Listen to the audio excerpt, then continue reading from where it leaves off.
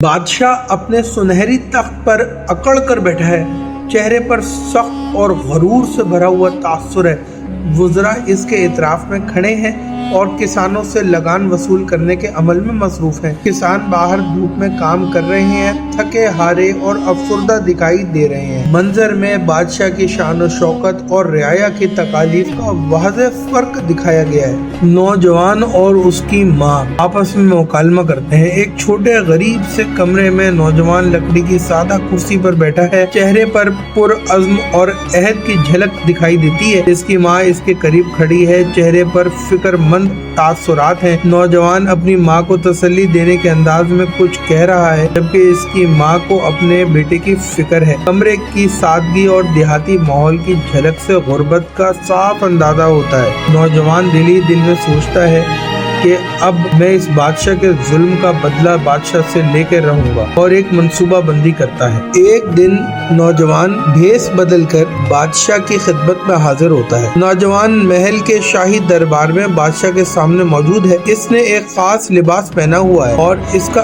अंदाज पुरएतमाद है। बादशाह दिलचस्पी और मुतासिर कुन नजरों से नौजवान की तरफ देखता है, जो अपनी सलाहियतों की तफसील दे रहा है। नौजवान की बातों से बादशाह बहुत मुतासिर होता है और इसे मुलाजमत पर रखने का फैसला करता है। वज़रा चुपचाप और खामोशी से नौजवान को देख रहे हैं, कुछ शक और कुछ तजस्सुस से। एक दिन बादशाह अपने तमाम वजीरों के दरमियान बैठा है और एक फैसला करता है। वो दरबार में बाज़ाब्ता ऐलान करता है कि नौजवान को इसका मुशीर मुकर्रर किया जाता है। नौजवान एतमाद से खड़ा है, जबकि वज़रा हैरत और कुछ बदएतमादी के तासुरात के साथ इसे देख रहे हैं। कमरा शाहाना सजावट से भरा हुआ है, जिसमें सुनहरी सतून और कीमती पर्दे लगे हुए हैं। नौजवान मुस्कुराहट के साथ अपनी नई हैसियत को कबूल करता है और बादशाह इस पर भरोसा करता हुआ नजर आता है। एक रात महल के एक शाही कमरे में नौजवान चुपके से एक कीमती हार चोरी कर रहा है। उसका चेहरा संजीदा और इंतहाई मोहतात है। करीबी एक वजीर आराम से कुर्सी पर सो रहा है और चोरी के बारे में मुकम्मल तौर पर बेखबर है। कमरे की सजावट और सुनहरी नकूश नौजवान की चोरी की हरकत के दरमियान खामोशी और तनाव का माहौल पैदा कर रहे हैं।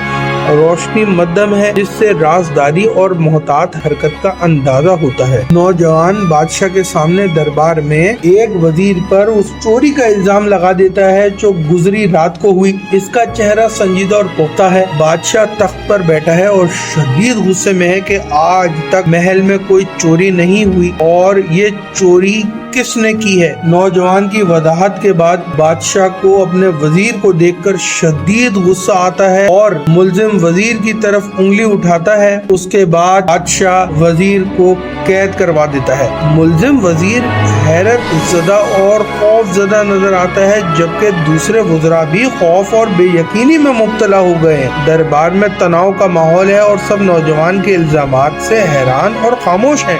नौजवान अब बादशाह के सामने खड़ा है और इसे खाना पेश करता है। इसके चेहरे पर एक चालाक सी मुस्कुराहट है, क्योंकि खाने में नौजवान ने जहर मिला दिया है। बादशाह से बदला लेने के लिए वो अपने मिशन के ऊपर मुकम्मल तौर पर सही चल रहा है। बादशाह मुतमईन और बेखबर दिखाई देता है और खाना खा रहा है, जबकि नौजवान अपने मंसूबे के कामयाब होने की उम्मीद में इसे देख रहा है। दीगर वज़रा और मुहाफिज बस मंजर में मौजूद हैं। किसी को भी नौजवान के मंसूबे का इल्म ही नहीं है। खाने के कमरे की शान और शौकत, सुनहरी फानूस और शाहाना आराइश बादशाह की शाहाना जिंदगी को पेश करती है, और इसी दौरान खाने के बाद बादशाह की मौत हो जाती है। और इस तरह वो नौजवान बादशाह से बदला ले लेता है और बादशाह के जुल्म का दौर खत्म हो जाता है और बादशाह की सल्तनत के ऊपर वो नौजवान बैठ जाता है और तमाम निजाम आराम से चलाता है।